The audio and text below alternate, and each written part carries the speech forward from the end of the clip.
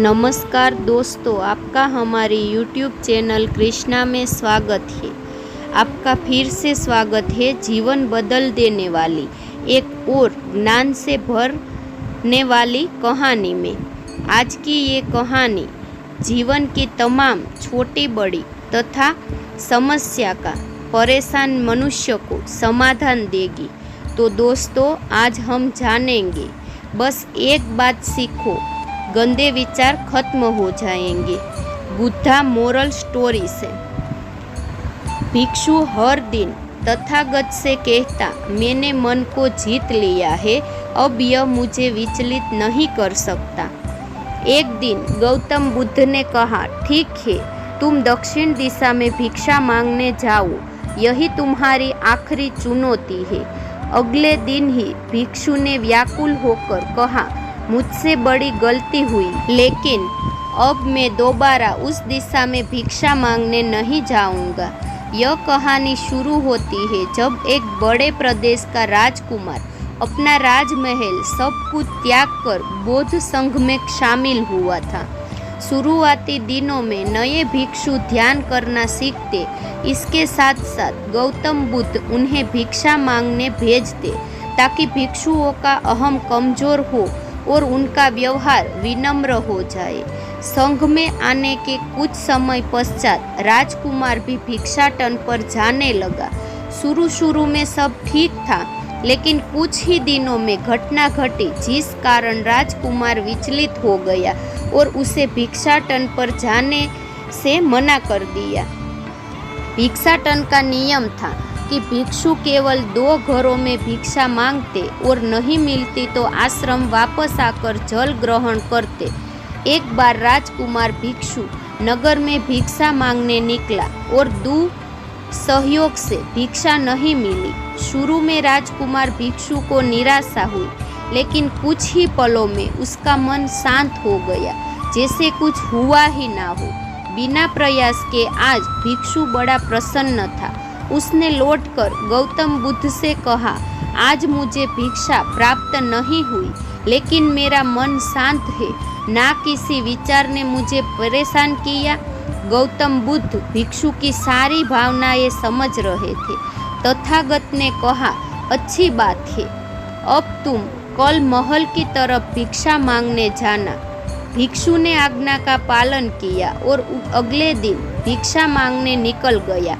कुछ देर बाद जब भिक्षु महल के आगे से गुजरा तो उसे अपना महल याद आ गया कि कैसे वह ऐशो आराम का जीवन जीता था।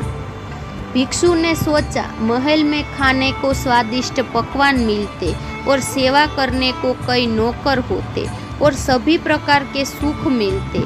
ऐसा सोचते सोचते भिक्षु के मन में इच्छा हुई कि आज बढ़िया भोजन मिल जाए।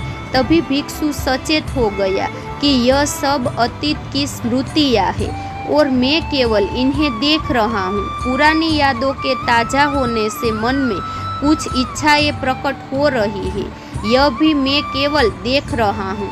अगर मैं इन शारीरिक इच्छाओं की पूर्ति करने की लालसा रखूँ तो मैं मन की शांति और यह जागृत अवस्था को खो दूंगा। भिक्षु ने महसूस किया कि जब जब हम स्वयं को कदम आगे ले जाते हैं, चेतना का स्तर ऊपर उठाते हैं, तब तब मन इस प्रकार के खेल खेलता है। जब हम मन को शांत करने लगते हैं, तब मन हमें बेचैन करने की पूरी कोशिश करता है। भिक्षु यह सोचकर बहुत खुश हुआ, क्योंकि आज उसने आत्मचिंतन से मन के बारे में गहरी समझ और सूक्ष्म दृष्टि प्राप्त कर ली। भिक्षु ने आश्रम आकर गौतम बुद्ध को सारी सच्चाई बताई और कहा, तथागत, आज मुझे आपकी कृपा से सूक्ष्म दृष्टि प्राप्त हुई। मन हमें बार बार इच्छाओं में उलझाता रहता है। महल को देखकर मुझे भी पुराने सुखों का स्मरण हो आया, लेकिन आज भी विचार मुझे छू नहीं पाए। गौतम बुद्ध ने कहा, अच्छी बात है, कल नगर की दक्षिण दिशा में जाना, वहाँ एक हवेली है, वहाँ मन और विचारों पर उपदेश देकर आना। भिक्षु बहुत खुश हुआ। आज वो जल्दी जल्दी चल रहा था, क्योंकि वो उपदेश देने जा रहा था। पर दोस्तों, इस बार की यात्रा भिक्षु पर भारी पड़ने वाली थी। कुछ ही देर में भिक्षु हवेली पहुंचा और भिक्षा के लिए आवाज लगाई। आवाज सुनकर एक सुंदर युवती बाहर आई। भिक्षु ने सोचा कि इस युवती की सुंदरता को देखकर मेरे मन में कोई विचार नहीं आना चाहिए, क्योंकि मेरा यहाँ आने का प्रयोजन तो इसको उपदेश देना है। युवती ने भिक्षु को प्रणाम किया और कहा, आइए पहले भोजन ग्रहण कीजिए। भिक्षु ने भोजन किया, फिर सोचा कि उपदेश देने से पहले थोड़ा आराम कर लेता तो अच्छा होता। भिक्षु यह सब सोच ही रहा था। इसी बीच युवती ने कहा, श्रीमान, आपने अभी अभी अन्न ग्रहण किया है, अब थोड़ा आराम कर लीजिए, फिर उपदेश शुरू करना। यह सुनते ही भिक्षु सतर्क हो गया। जो योजना वह मन में बना रहा था, यह महिला वह सब बिन बताए करती जा रही थी। भिक्षु ने सोचा, यह सब संयोग है, यहाँ लोग भोजन के बाद आराम करते होंगे। फिर भिक्षु आराम करने लेट गया और विचार करने लगा कि महिला कितनी समझदार है और इसकी सुंदरता बेजोड़ है। अगर मैं राजकुमार होता तो ऐसी ही स्त्री के साथ विवाह करता। भिक्षु के मन में ऐसे ही कुछ विचार चल रहे थे।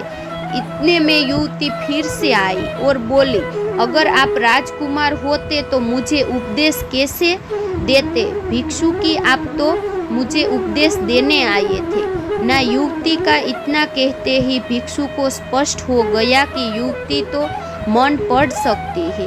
भिक्षु घबरा गया और हाथ जोड़कर पूछा, क्या आप मेरा मन पढ़ सकती है? युवती ने कहा, क्षमा कीजिए, ध्यान करते करते मेरा मन शांत हो गया है, इसलिए बड़ी आसानी से मुझे दूसरों के विचार अपने आप महसूस हो जाते हैं, उनकी भावनाएं समझ आ जाती है। जब भिक्षु ने सुना तो उनके पैरों तले जमीन सरक गई। फिर बिना कुछ बोले भिक्षु तत्काल आश्रम की ओर चल पड़े। रास्ते में चलते हुए भिक्षु का दिमाग फटा जा रहा था, उनकी बेचैनी बढ़ गई थी। भिक्षु खुद को कोसने लगा कि मेरे मन में युवती के लिए ऐसे विचार क्यों आ रहे थे। उसने मेरे बारे में क्या सोचा होगा? अगर यह बात लोगों को पता चलेगी तो लोग भिक्षुओं और संघ के बारे में क्या सोचेंगे? आज भिक्षु बहुत लज्जत महसूस कर रहा था और वह थोड़ी ही देर में आश्रम पहुंच गया। जब भिक्षु गौतम बुद्ध के सामने पहुंचा तो तथागत ने देखा कि उनके चेहरे की रौनक जा चुकी है, दोनों कंधे झुके हुए थे। भिक्षु ने बुद्ध से कहा, अब मैं कभी भिक्षा के लिए नहीं जाऊंगा। तथागत ने कहा, पहले आराम से बैठो, फिर मुझे बताओ कि तुम्हारी चाल में इतनी थकान क्यों है? आज तुम्हारे चेहरे पर तेज की जगह ग्लानि की भावना क्यों है?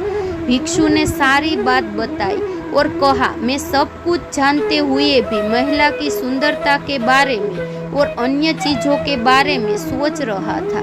मैं मन से पूरी तरह हार गया। अब मैं कभी उस दिशा में नहीं जा पाऊंगा। मैंने बौद्ध संघ का भारी अपमान किया है। गौतम बुद्ध ने कहा, सबसे पहली बात, परेशानी को बढ़ा चढ़ाकर मत सोचो। अगर कुछ बुरा हो जाए तो एकदम से यह मत सोचो कि सब खत्म हो गया। बिना सोचे निष्कर्ष पर मत जाओ। दूसरी बात, ध्यान दो कि कहीं तुम नकारात्मक विचारों के साथ अतिशयोक्ति करने वाले शब्दों का प्रयोग तो नहीं कर रहे। जैसे मैं हमेशा हारता हूँ, जीवन में कुछ नहीं बचा, मैं मन से पूरी तरह हार गया, मेरे साथ कोई नहीं है, मैं अकेला ही हूँ।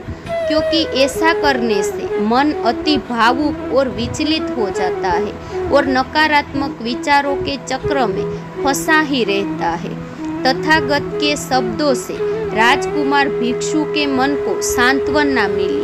भिक्षु ने पूछा, अगर मैंने अपने मन को जीत लिया था तो फिर मन ने मुझे परेशान क्यों किया? गौतम बुद्ध ने कहा, सबसे पहले यह समझो कि विचार पैदा कैसे होते हैं।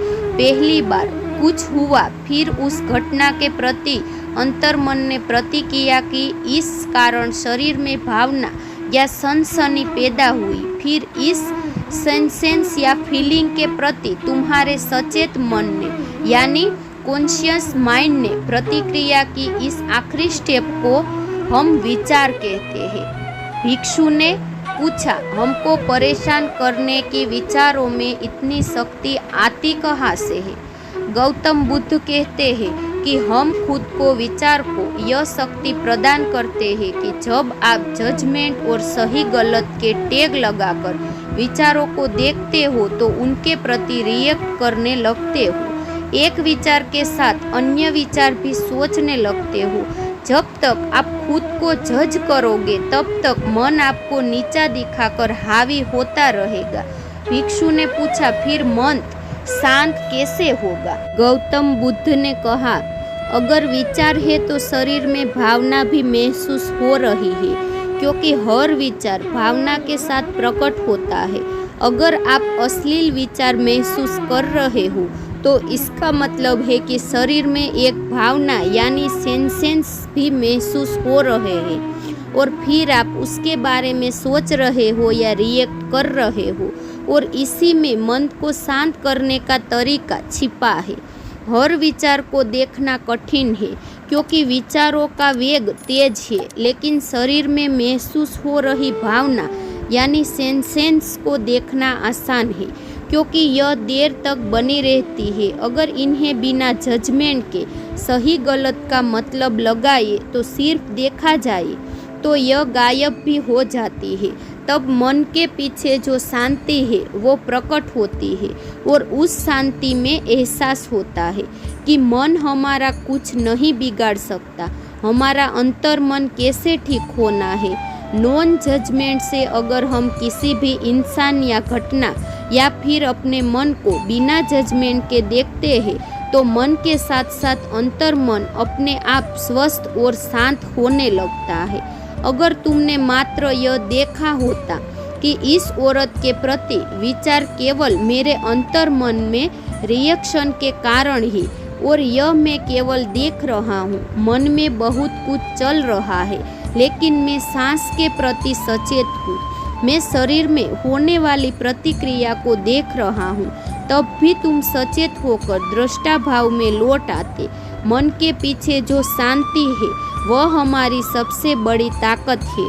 हम बड़ी आसानी से विचारों को शांत कर सकते हैं और एक दिन यह जान सकते हैं कि किसी भी प्रकार का विचार चिंता असल में इस शांति को पार नहीं कर सकता। हम हमेशा विचारों से अछूते हैं। गौतम बुद्ध कहते हैं, तुम याद रखो, विचार तुमसे है, तुम विचारों से नहीं। तुम हमेशा ही अपने विचारों से शक्तिशाली हो, अपने डर और चिंताओं से शक्तिशाली हो। अब तुम अगले साल 7 दिन युवती के घर भिक्षा मांगने जाओगे और ध्यान रखना, अपने विचारों को जज मत करना। अच्छे बुरे विचार केवल तुम्हारा द्वार खटखटाते हैं। तुम केवल इतना याद रखना कि तुम वह शांति हो जिसमें सब प्रकट हो रहा है। अगले दिन भिक्षु पूरे मार्ग जागरूक होकर चला। महिला के घर जाने से पहले थोड़ी घबराहट हुई, लेकिन भिक्षु दृष्टा भाव में बना रहा विचारों को, शरीर में उठ रही भावनाओं को, डर और गिल्ट को, सबको बस देखता रहा। जब वापस लौटा तो वह पूरी तरह शांत था। आज उसमें मैंने मन जीत लिया है, यह अहंकार भी नहीं था। आज उसने सही मायनों में मन को पार कर लिया था। तो दोस्तों, यदि आपको ये बुद्धा मोरल स्टोरी पसंद आए तो इसे शेयर और लाइक जरूर करें। साथ ही और भी कहानी को सुनने के लिए हमारी चैनल को सब्सक्राइब करना ना भूलें और नीचे दिए गए कमेंट बॉक्स में हमें ज़रूर बताइए आपका इस कहानी के बारे में क्या ख्याल है। यदि कोई प्रश्न है तो आप हमें पूछ सकते हैं, हम आप तक सही जानकारी देने का प्रयास अवश्य करेंगे। जय श्री कृष्ण।